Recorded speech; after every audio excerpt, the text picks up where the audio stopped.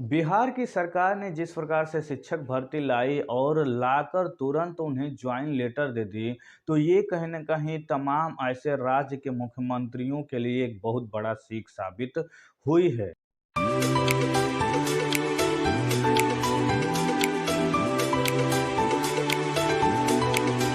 नमस्कार दोस्तों, मैं नन्हे कुमार गौतम बीबी न्यूज़ इंडिया में आपका स्वागत करता हूं। आज हम बात करने वाले हैं यूपी की शिक्षक भर्ती के विषय में। जिस प्रकार से बिहार ने अपने बिहार राज्य में एक शिक्षक भर्ती लाई, उस शिक्षक भर्ती में कहीं न कहीं जिस प्रकार से जितनी तेज़ी से उन्होंने भर्ती किया और भर्ती करने के बाद वहाँ बिहार के ही नहीं, उत्तर प्रदेश के बहुत सारे ऐसे जो शिक्षक बनने की उम्मीद रखने वाले जो छात्र थे, उनको मौका मिला और मौका मिलने के बाद वहाँ वो शिक्षक बनकर उभरे।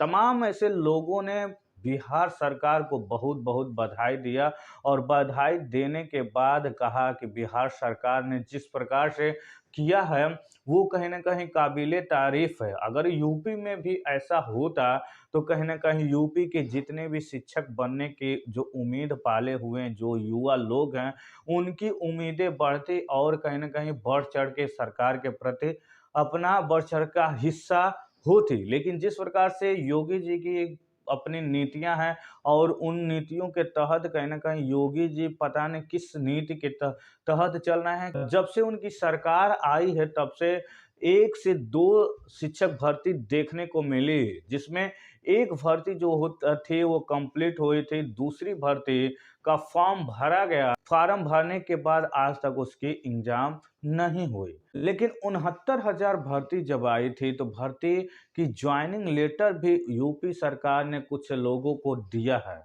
लेकिन उसी में कुछ ऐसे घपला हुए हैं, जिसमें बताया जा रहा है कि 69,000 में से 18 की 19,000 जो अभ्यर्थी हैं, जो एससी, एसटी, ओबीसी के अभ्यर्थी हैं, जिनको आरक्षण प्रोवाइड की गई है, जिनको आरक्षण के माध्यम से भर्ती दी जानी चाहिए, लेकिन उन सभी लोगों को उस आरक्षण का घोटाला किया गया है, जो कि लखनऊ में धरना प्रदर्शन दे रहे हैं। जिस प्रकार से उनकी जो दशा और दिशा की बात किया जाए, तो जिस प्रकार से इस इतनी कड़ाके की ठंड में नीले आकाश के सामने, आकाश के छत के नीचे वो सो रहे हैं और सोने के बाद अपने विरोध जता रहे हैं, विरोध जताकर अपनी न्याय की माँग कर रहे हैं कि हमको भी न्याय दिया जाए।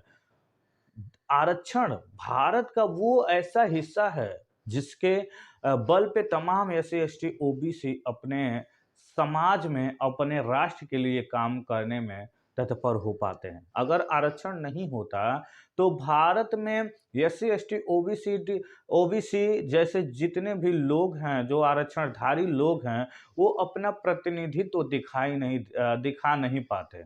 लेकिन कुछ ऐसे जो आरक्षण विरोधी मानसिकता के लोग हैं, जो आए दिन आरक्षण का विरोध करते रहते हैं। जिस प्रकार से संख्या की बात किया जाए, तो एससी, एसटी, ओबीसी की जो संख्या है 85 प्रतिशत के रूप में जानी जाती है। मानवर काशीराम ने भी इसी आइडियोलॉजी को फॉलो करते हुए कहा था, 85% लोग हैं। 85% का आइडियोलॉजी उन्होंने बताई थी और कहा था कि उसके बाद जितने भी लोग हैं, वो कहीं न कहीं 15% हैं।